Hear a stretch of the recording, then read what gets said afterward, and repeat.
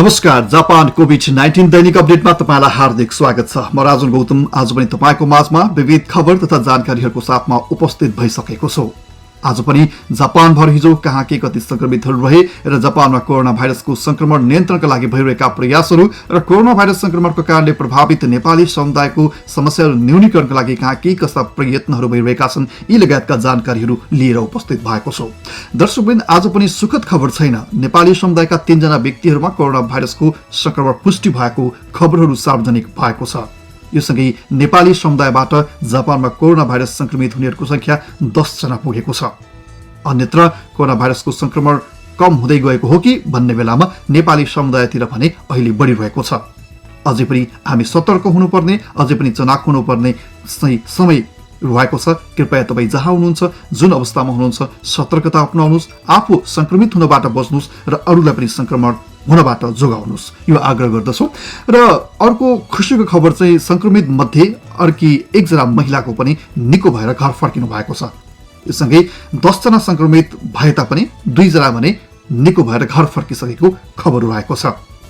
र आज पनि सदास्ती गरी जापान भरका विभिन्न प्रान्तहरूको संक्रमितहरूको अवस्था के रह्यो हामी जानकारी गराउनेछौँ। र यससँगै तपाईँलाई थाहा छ आपतकालीन अवस्था जापान सरकारले यो महिनाभरिको लागि लम्ब्याएको छ।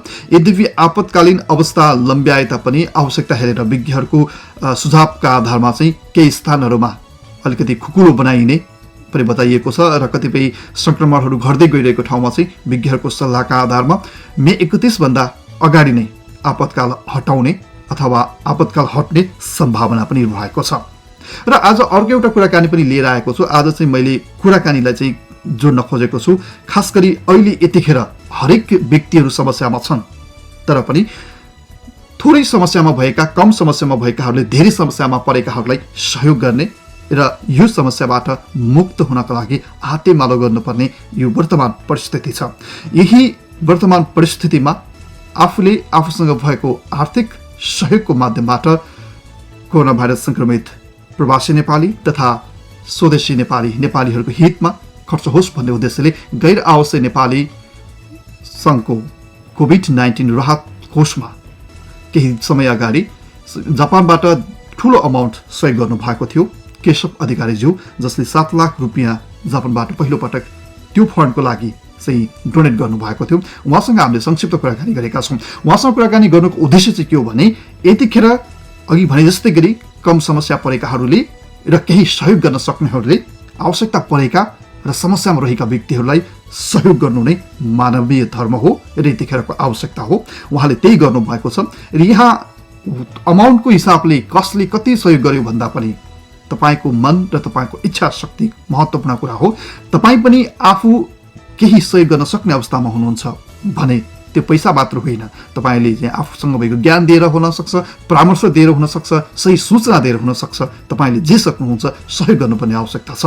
र त्यसैको लागि पनि उहाँलाई हामीले यहाँ एक्सपोज गराउन खोजेका हौँ। र यसका अलावा उहाँले यो बेलामा मात्र होइन, अन्य बेलामा पनि नेपाली समुदायमा परेका विभिन्न समस्याहरूलाई समाधानका लागि आफ्नो तर्फबाट जो व्यवसाय गरिराख्नु भएको छ, व्यवसायबाट जे लाभ भइरहेको छ, संस्थागत सामाजिक उत्तरदायित्व महसुस गरी चाहिँ आफ्ना आर्थिक सहयोगहरू प्रदान गर्दै आउनु भएको छ। हामीले उहाँसँग गरेको संक्षिप्त कुराकानी पनि प्रस्तुत गर्नेछौँ। आउनुहोस् लागौँ हिजो दिनभर जापानमा कहाँ के कस्ता गतिविधिहरू भए यो जानकारी लिउँ। जापानमा फेरि 3 जना नेपालीमा कोरोना भाइरस संक्रमण पुष्टि भएको छ। यससँगै जापानमा कोरोना संक्रमित नेपालीको संख्या 10 जना पुगेको छ। स्रोतका अनुसार खानागावामा 1 महिला र 1 पुरुष गरी 2 जना र क्योटोमा 1 जना पुरुष गरी 3 जना नेपालीमा कोरोना पोजिटिभ देखिएको छ। पारिवारिक स्रोतका अनुसार उनीहरूको उपचार भइरहेको छ। यसअघि संक्रमित भएका 2 जना महिलाहरू भने स्वास्थ्य लाभ गरी घर फर्किसकेका छन्। सोमबार राति 10 बजेसम्म जापानमा आन्तरिक रूपमा संक्रमित र चीनबाट चार्टर गरी ल्याइएकाहरू सहितको संख्या 15,244 जना पुगेको छ। डायमन्ड प्रिन्सेस क्रुज पानी जहाजका यात्रुहरू सहितको संक्रमित संख्या भने 15,956 जना पुगेको छ। यसमध्ये 5,130 जना उपचारपछि घर फर्किएका छन्। हालसम्म 569 जनाको निधन भएको छ। जापानको राजधानी टोकियोमा सोमबार 87 जनामा कोरोना भाइरसको नयाँ संक्रमण पुष्टि भएको छ। टोकियोका विभिन्न स्थानहरूमा गरी 87 जनामा कोरोना भाइरसको संक्रमण पुष्टि भएको हो। सोमबार दिउँसोसम्म टोकियो महानगरभित्र संक्रमितको संख्या 54 जना पुगेको छ। आउनुहोस् अब लागौ जापानका 47वटै प्रान्तको अवस्थाबारे जानकारी लिऊ। हिजो होक्काइडोमा 31 जनामा नयाँ संक्रमण देखिएको छ। यो सँगै होक्काइडोमा संक्रमितहरूको संख्या 874 जना पुगेको छ भने हालसम्म 43 जनाको निधन भएको छ। आउमरिकेनमा हिजो पनि कुनै पनि नयाँ संक्रमित थपिएका छैनन्। आउमरिकेनमा हालसम्म 26 जना मानिसहरू संक्रमित भएका छन्। इवाते केनमा हालसम्म कुनै पनि संक्रमण देखिएको छैन। मियागी केनमा हिजो कुनै पनि नयाँ संक्रमित थपिएको छैन र मियागी केनमा हालसम्म 88 जना मानिसहरू संक्रमित भएका छन्। आकिता केनमा पनि हिजो कुनै पनि नयाँ संक्रमण थपिएको छैन। आकिता केनमा हालसम्म 15 जना मानिसहरू संक्रमित भएका छन्। यामागाता केनमा हिजो 1 जना मानिसमा नयाँ संक्रमण देखिएको छ। यो सँगै यामागाता केनभित्र संक्रमितको संख्या 69 जना पुगेको छ। फुकुशिमा केनमा हिजो कुनै पनि नयाँ संक्रमित थपिएका छैनन्। फुकुशिमा केनमा हालसम्म 78 जना मानिसहरू संक्रमित भएका छन्। इब्राकी केनमा हिजो 2 जनामा नयाँ संक्रमण पुष्टि भएको छ। यो सँगै इब्राकी केनभित्र संक्रमितको संख्या 167 जना पुगेको छ भने हालसम्म 9 जनाको निधन भएको छ। तोचुकी केनमा हिजो कुनै पनि नयाँ संक्रमित थपिएका छैनन्। तोचुकी केनमा हालसम्म 14 जना मानिसहरू संक्रमित भएका छन्। गुल्मा केनमा पनि हिजो कुनै पनि नयाँ संक्रमित देखिएका छैनन्। गुल्मा केनमा हालसम्म 146 जना मानिसहरू संक्रमित भएका छन् भने 16 जना मानिसहरूको निधन भएको छ। साइतामा केनमा हिजो 5 जना नयाँ बिरामी थपिएका छन् र यो सँगै साइतामा केनभित्र संक्रमितको संख्या 902 जना पुगेको छ भने हालसम्म 39 जनाको निधन भएको छ। चिबा केनमा हिजो 6 जनामा नयाँ संक्रमण पुष्टि भएको छ। यो सँगै चिबा केनभित्र संक्रमितको संख्या 861 जना पुगेको छ भने हालसम्म 34 जनाको निधन भएको छ। टोकियोमा हिजो 87 जनामा नयाँ संक्रमण पुष्टि भएको छ र यो सँगै टोकियोभित्र संक्रमितहरूको संख्या 4654 जना पुगेको छ भने हालसम्म 150 जनाको निधन भएको छ। खानागावा केनमा हिजो 10 जनामा नयाँ संक्रमण पुष्टि भएको छ। यो सँगै खानागावा केनभित्र संक्रमितहरूको संख्या 1107 जना पुगेको छ भने हालसम्म 45 जनाको निधन भएको छ। निगाता केनमा हिजो कुनै पनि नयाँ संक्रमण थपिएको छैन। निगाता केनमा हालसम्म 77 जना मानिसहरू संक्रमित भएका छन्। तोयामा केनमा हिजो 1 जनामा नयाँ संक्रमण देखिएको छ। यो सँगै तोयामा केनभित्र संक्रमितहरूको संख्या 213 जना पुगेको छ भने हालसम्म 13 जनाको निधन भएको छ।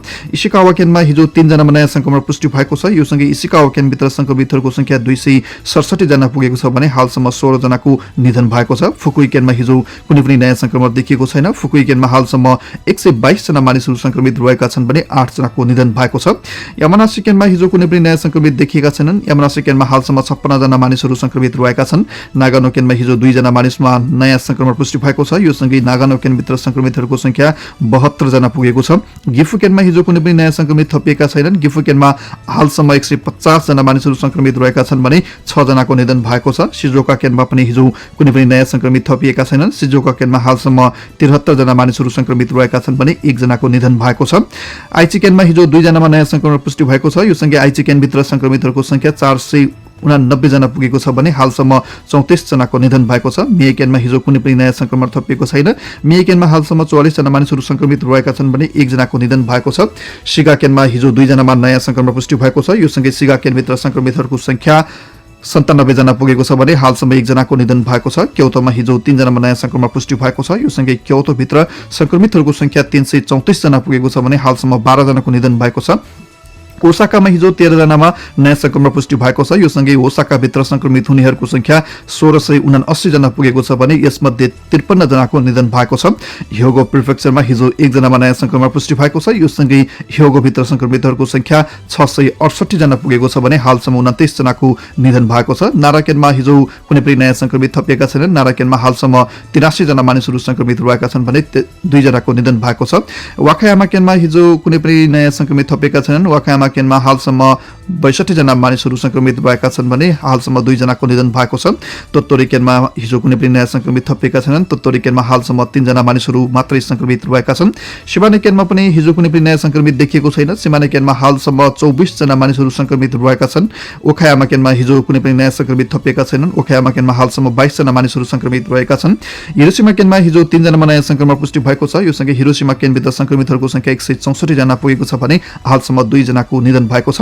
यामागुची केनमा हिजो 1 जना मानिसमा नयाँ संक्रमण पुष्टि भएको छ। यो सँगै यामागुची केनभित्र संक्रमित हुनेहरूको संख्या 35 जना पुगेको छ। त्यसै गरी तोकुसीमा केनमा पनि हिजो कुनै पनि नयाँ संक्रमित थपिएका छैनन्। तोकुसीमा केनमा हालसम्म 5 जना मानिसहरू संक्रमित रहेका छन् भने 1 जनाको निधन भएको छ। खागावा केनमा हिजो कुनै पनि नयाँ संक्रमित थपिएका छैनन्। खागावा केनमा हालसम्म 28 जना मानिसहरू संक्रमित रहेका छन्। एहिमे केनमा हिजो कुनै पनि नयाँ संक्रमित थपिएका छैनन्। एहिमे केनमा हालसम्म 48 जना मानिसहरू संक्रमित रहेका छन् भने त्यसमध्ये 3 जनाको निधन भएको छ। कोची केनमा हिजो कुनै पनि नयाँ संक्रमित थपिएको छैन।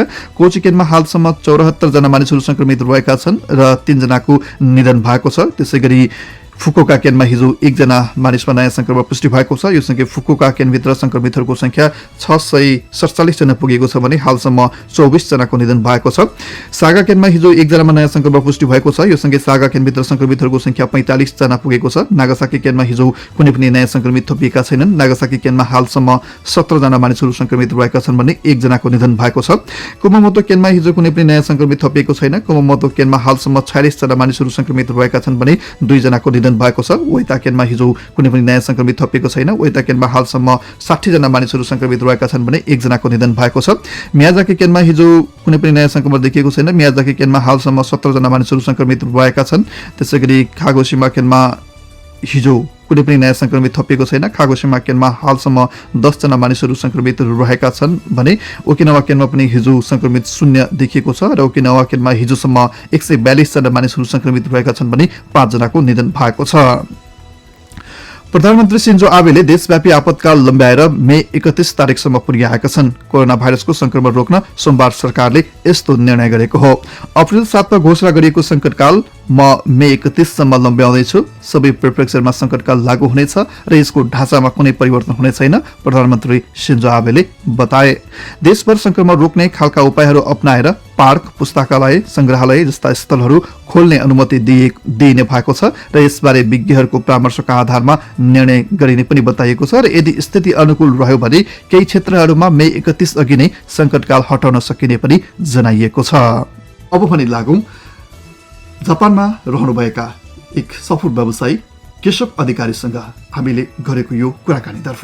फेरि भन्छु, यो कुराकानीको सान्दर्भिकता भनेको यतिखेर कम समस्यामा परेकाहरूले धेरै समस्या परेकाहरूलाई सहयोग गर्न जरुरत छ। उहाँले त्यो उदाहरण पेश गर्नुभएको छ। यद्यपि कुराकानीमा यो प्रसङ्ग नआउन सक्छ, यद्यपि उहाँको कुराकानी सुन्दै गर्दा त्यति मिठास नलाग्न सक्छ, तर वास्तवमा समाजले आवश्यकता महसुस गरेको बेलामा, देशले आवश्यकता महसुस गरेको बेलामा, मानव समुदायले आवश्यकता महसुस गरेको बेलामा आफूसँग भएको साधन, आफूसँग भएको पुँजी लगानी गरेर, दिएर, दान गरेर सेवामा जुट्ने मनोभाव भएको र त्यो मन भएको व्यक्ति हुनुहुन्छ। हामीले उहाँलाई यही आधारमा कुराकानी गरेका छौँ।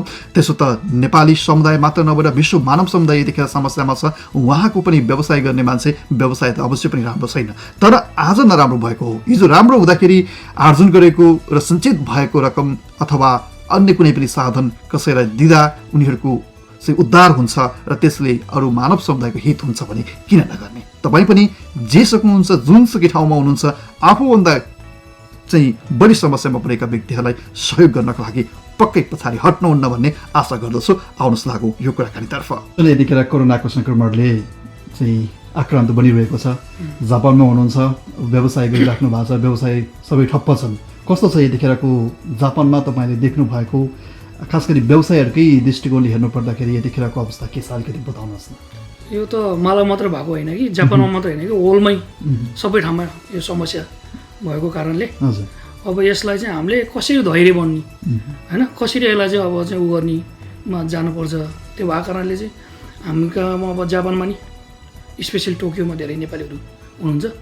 उहाँहरूलाई चाहिँ म के भन्न चाहन्छु भने कसरी धैर्य हुने भने चाहिँ अब जस्तो कति साथी भाइहरूको अब जागिर नभएको अवस्था हुन्छ।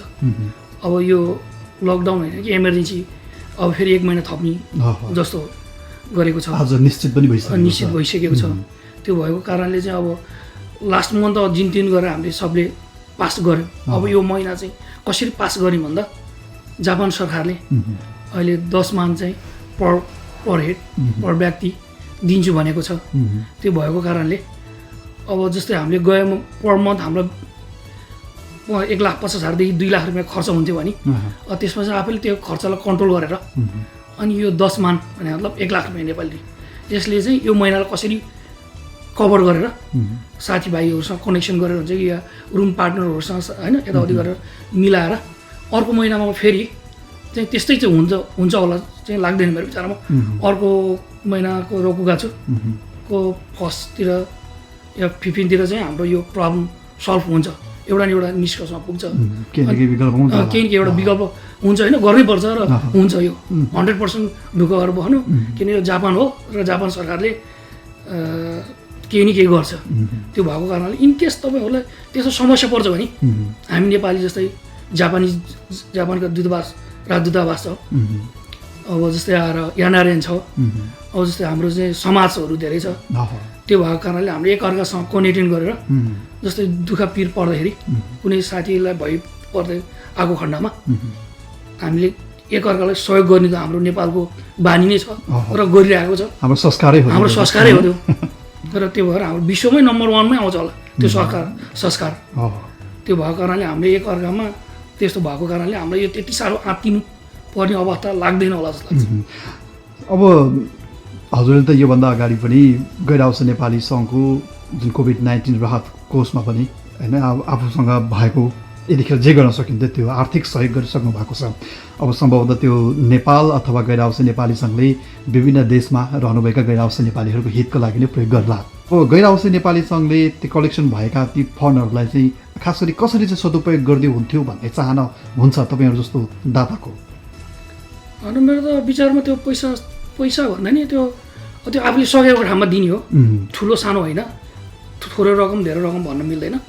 त्यो सबैको आफ्नो मनको खुसीले कसैले यदि दियो भनेर मैले दिएँ नि होइन, एउटा मेरो मनको खुसीले देश र होइन आफ्नो नेपाली दाजुभाइको अलि यस्तो आपतकालीन पर्दाखेरि पैसा भने त कमाइहाल्छ नि, एक दिन आउँछ जान्छ, त्यसलाई चाहिँ कसरी आफूले सोच्ने हो त्योमा भर पर्छ। कसरी चाहिँ युटिलाइज भइदियो भने चाहिँ जस्तो तपाईँले दिनुभयो? मेरो विचारमा अहिले जस्तो मलेसिया अब जस्तो कतातिर साउदी तिर चाहिँ खाडी मुलुकतिर चाहिँ अहिले एकदम समस्या बढी देखेको भएर जस्तै त्यहाँ चाहिँ प्लेन हालेर चाहिँ डाइरेक्ट लाने यस्तो गर्ने भनेको छ, त्यो चाहिँ मेरो विचारमा गर्नुहुन्छ होला जस्तो लाग्छ। त्यहाँ माथि नै अब अरू कुनै त्यो भन्दा अझ बढी आपतकालीन परेको खण्डमा त्यो संस्थाले त्यो 100% गर्छ, किनभने कोही बेला हाम्रो साथीभाइमा मिसअन्डरस्ट्यान्डिङ भएर यो नहोला भन्ने त्यो सोचाइ हुन्छ, त्यो सोच्नु नै अब होइन, त्यो त्यतिसम्म नसोच्दा राम्रो हुन्छ, किनभने जे हुन्छ राम्रो हुन्छ। हामीले मायामुखी हाम्रो भाषामा भन्दाखेरि हामी अगाडि हेरौँ न, पछाडि नफर्क्यौँ, अथवा त्यसले चाहिँ नकारात्मक कुरा के दिन्छ भन्दा नि सकारात्मक कुरालाई चाहिँ अपेक्षा गरौँ न होइन, अगाडि हेर्दा चाहिँ हाम्रो मेरो विचारमा त्यस्तो लाग्छ। किनभने यति दियो फलानु यस्तो यो सर संस्थामा बसेर जस्तै म अहिले एनआरएनमा लागेको छैन र मेम्बरसिप पनि छैन, तर पनि किनभने एनआरएन भनेको एउटा नेपालको होइन आवश्यक संस्था बनाएर भोलि काहीँ मर्दा पर्दा एकअर्कामा हामीलाई होइन ग्यादरिङ गरेर हामी हातमा हात मिलाएर गर्नुपर्छ भन्ने संस्था हो। त्यो भएर त्यसमा चाहिँ अब कोही बेला साथीहरूले कमेन्ट गर्दा मैले हेरिरहेको हुन्छ, कोही नराम्रो शब्द कोही बेला आइरहेको हुन्छ, त्यो तितो मिठो त भइरहेको हुन्छ, तर त्यतिसम्म नसोच्दा राम्रो हुन्छ, किनभने जे गर्छ राम्रै हुन्छ, जे हुन्छ राम्रो कामको प्रशंसा गर्दा राम्रो हुन्छ। अब नराम्रो कामहरू त अब विगतमा भयो होला न, अथवा अब नहोला भन्ने अपेक्षा गरौँ न होइन। अब जापानमा अथवा विदेशमा रहेका नेपालीहरू त अब प्रब्लममा छन्, नेपाली तपाईँले अघि पनि भनिसक्नुभयो, अब हामी मात्रै अथवा यहाँ मात्र होइन विश्व नै यतिखेर अब समस्यामा छ होइन, यसमा त हामी वञ्चित हुने कुरै भएन। अब नेपालमा अझ हेर्ने हो भने समस्या विकराल बन्दैछ, 2 महिनादेखि लकडाउनको अवस्था छ होइन, अब सबै कुरो ठप्प छ।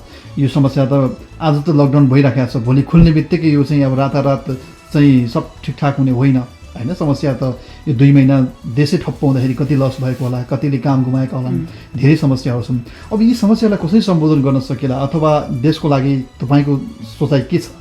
देशको लागि अब मेन भनेको हाम्रो देश टुरिस्ट हो होइन, टुरिज्म भनेको अब यो 2-4 महिना लगभग 6 महिनादेखि 1 वर्ष त अब सोझै नसोझै हुन्छ, किनभने पहिलाको हाम्रो नेपालमा चाहिँ अब जस्तो भैँचालो गयो होइन, भूकम्प गयो, त्यो बेला हाम्रो नेपालमा मात्रै गएको थियो, बाहिर गएको थिएन। त्यसले चाहिँ ग्याकुनी अब उल्टो चाहिँ के भयो भने होइन हामीले त्यहाँ गएर केही सहयोग गर्नुपर्छ भनेपछि त्यो त्यहाँबाट जानेले हामीलाई प्लेन चढेर जानु, प्लेनबाट हाम्रो पैसा आयो, होटल बस्यो, होटलबाट भयो, ट्रान्सपोर्ट त्यसरी गर्दै हामीलाई चाहिँ उल्टो चाहिँ मतलब केही रात भाग्यो भने अहिले त त्यो संसारै त्यस्तो भएको कारणले अब यहाँ त यहीँकै जनताहरू चाहिँ बाहिर जाने होइन, त्यहाँ त ट्राभल जाने भनेको मौज मस्ती घुम्न रिल्याक्स गर्न जाने हो भनेपछि अहिले त्यो अवस्था नभएको कारणले यो मेरो विचारमा 6 महिना जति चाहिँ लम्बिन्छ होला र मैले जस्तै लेक साइडतिर पोखरा ठम्बिलतिर मैले 2-4 जना साथीभाइसँग कुरा गरिरहेको छु अबको जस्तै लकडाउन खोल्नु साथ भोलिपल्टै होटल खोल्न त सम्भावना हुँदैन चाहिँ के गर्नुपर्छ भने होटल रनिङ गर्ने किचन बन्द गर्ने किनभने किचनमा हाम्रो धेरै चाहिँ ऊ हुन्छ होइन वेस्टहरू धेरैजना स्टाफहरू चाहिन्छ त्यसलाई चाहिँ अलि पछाडि लगाएर त्यो गर्दा कस्तो हुन्छ होला होइन जस्तो अब त्यसले अब चाहिँ त्यो मान्छेहरूले फेरि भोलि के काम गर्ने भोलि त्यहाँ त धेरै ऊ आउँछ त्यो गर्दाखेरि चाहिँ अब हामीले कतिपयले चाहिँ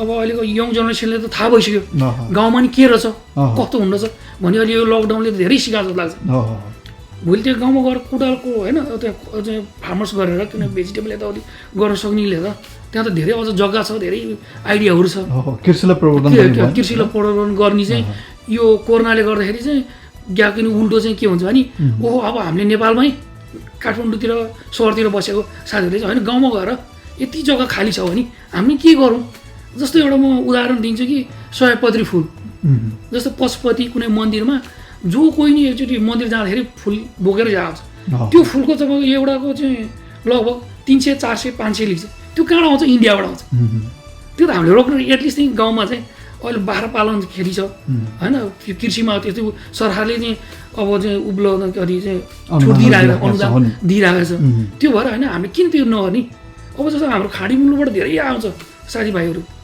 उहाँहरूले चाहिँ त किनभने त्यहाँको दुःख र टाइम भनेको के रहेछ पैसा भनेको के रहेछ भने बुझ्छ र त्योमाथि उहाँहरूले 100% मेरो विचारमा चाहिँ उल्टो चाहिँ मेरो विचारमा नेपालमा चाहिँ अब अहिले भन्दा नि पहिलाको भन्दा अब चाहिँ विदेश जाने कम हुन्छ र केही न केही यसले चाहिँ उत्पादनमूलक कार्य गर्छ यो कोरोनाले उल्टो मेरो विचारमा उल्टो बढी गर्छ भनेको अब जहाँ गए पनि आखिर आउनुपर्ने त्यहीँ रहेछ वास्तविक शान्ति अथवा वास्तविक जीवन त यहीँ रहेछ भन्ने महसुस हुन्छ भन्ने आशय हो भन्ने लाग्छ अब हामीलाई अहिले हेरिराख्नुभएका जापानका व्यवसायी साथीहरू अथवा कामदार साथीहरू अथवा समग्र भनौँ जापानमा रहेका नेपालीहरू र विश्वमै रहेर हामीलाई हेरिराख्नुभएका नेपालीहरूलाई तपाईँ केही भन्न चाहनुहुन्छ अब मैले मेरो आफ्नो अनुभवको सिलसिलामा अब मैले यहाँ त पहिला नै अलिअलि नेपालमा लगानी गरेको जापान आएको नि म धेरै लामो भयो र मैले यहाँ जापानमा नि नेपाली साथीहरूलाई इभन जापानमा आएर जापानिजलाई काम लगाएर चाहिँ हामी होइन एउटा ओनरको रूपमा बस्नु पाउँदाखेरि यो मेरो मात्रै सान होइन यो नेपाली दाजुभाइको सान हो होइन र हामीले चाहिँ इभन अब जस्तो अहिले समस्या कतिहरू परिरहेको छैन अब त्यो त हुने त होइन भइसक्यो अब हामीले यसलाई कसरी माया अगाडि बढ्ने चाहिँ सोचेर स्पेसली जापानमा बस्ने साथीहरूलाई चाहिँ प्लिज नहडबडाउनुहोस् भोलि जापानको सरकारले अब तपाईँको जस्तो बिजनेस गर्ने साथी दाजुभाइहरूलाई लोन दिनेको सिस्टम मिलाइरहेछ अनि इनकेस तपाईँहरूको कोठामा तपाईँको भाडा तिर्न पाएन यो खाना भएन भने हाम्रो सिटी अफिस होइन सिआक्सो भन्छ त्यहाँ गयो भने तपाईँले एटलिस्ट 2 देखि 3 महिनाको रात र तपाईँको अरू चाहिँ एक्स्ट्रा दिने सिस्टम छ त्यो भएको कारणले हामीले चाहिँ जस्तै नेपालमा नि अहिले हाम्रो सरकारले गरेन भनेर धेरैले चाहिँ उ गरिरहेछ तर धेरै ठाउँमा त गर्न त गरिरहेछ कोही ठाउँमा चाहिँ त्यस्तै अब त्यो त जापान जस्तो यत्रो समृद्धशाली देशले त सबै कुरा गर्न सकेन भने हाम्रो जस्तो स्वीकार्नुपर्छ कतिपय कुराहरू होइन अब प्रयास त गरिरहेको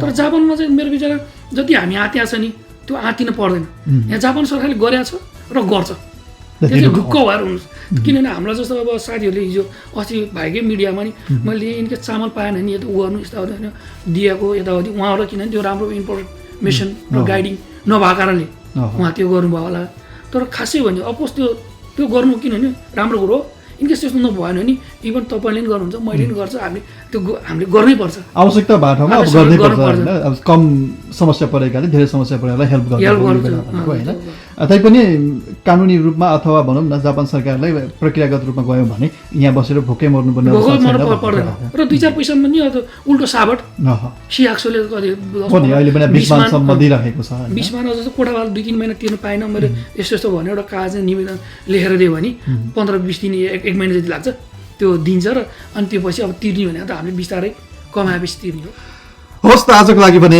यो कुराकानीसँगै म कार्यक्रमको अन्त्यतिर आइसकेको छु यतिन्जेल हेरेर साथ दिनुभयो तपाईँ सम्पूर्ण दर्शकवृन्दमा धेरै धन्यवाद छ र सँगसँगै कार्यक्रम हेर्दै गर्दा तपाईँका केही जिज्ञासाहरू छन् भने हामीलाई लेखेर पठाउनुहोला तपाईँको जिज्ञासाहरूमा हामी सम्बोधन गर्ने प्रयास गर्नेछौँ र तपाईँलाई आज पनि आग्रह गर्छु तपाईँले जिज्ञासाहरू तथा समस्याहरू पठाउँदा मेरो पर्सनल अकाउन्टको इनबक्समा नपठाउनु होला। तपाईँले पठाउनुभएका थुप्रै म्यासेजहरू मैले हेर्न भएको छैन। तपाईँले पठाउनुभएका म्यासेजहरू चाहिँ तपाईँको वास्तविक समस्याहरू चाहिँ ओझेल पर्न पनि सक्छ। तपाईँले जहाँ हेरिराख्नु भएको छ त्यही सञ्चार माध्यममा कमेन्ट गरिदिनुहोस्, त्यही सामग्रीको मुनि लेखिदिनुहोस्। त्यसो भयो भने तपाईँका समस्या, तपाईँका जिज्ञासाहरूको सम्बोधन यथाशीघ्र हुनेछ। हवस् त, आजलाई भने तपाईँ सम्पूर्ण मित्रहरूलाई पुनः एकपटक धन्यवाद दिँदै भोलि बिहानसम्मको लागि म राजन गौतम बिदा माग्छु। नमस्ते।